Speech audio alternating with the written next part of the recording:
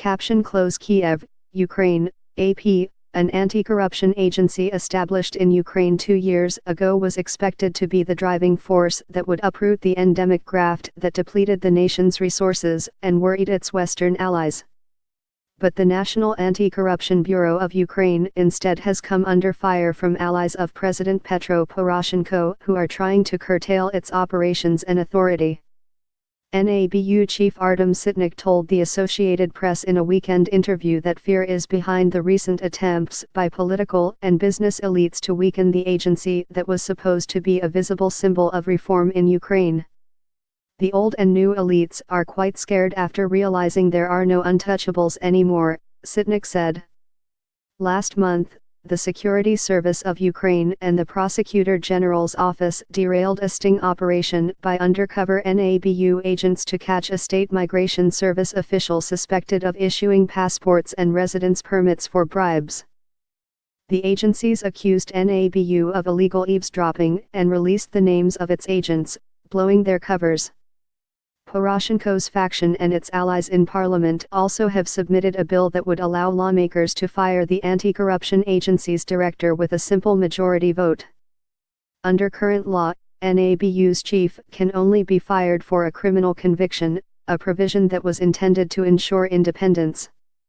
Those attacks are directly linked to the fact that we investigate an increasing number of criminal cases involving people who are in control of the media, material or administrative resources, which they turn against us, Sitnik said.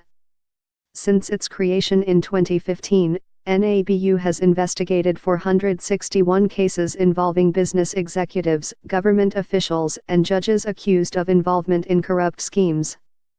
Sitnik thinks the current campaign against his agency results from a probe that targeted the son of Interior Minister Arsen Avakov for alleged involvement in a scheme to embezzle 14 million hryvnias, about $520,000, allocated for purchasing police rucksacks. Avakov has insisted his son was innocent and alleged that NABU of falling under political influence. International Monetary Fund Managing Director Christine Lagarde expressed concern about the recent developments that could roll back progress that has been made in setting up independent institutions to tackle high-level corruption, including the National Anti-Corruption Bureau.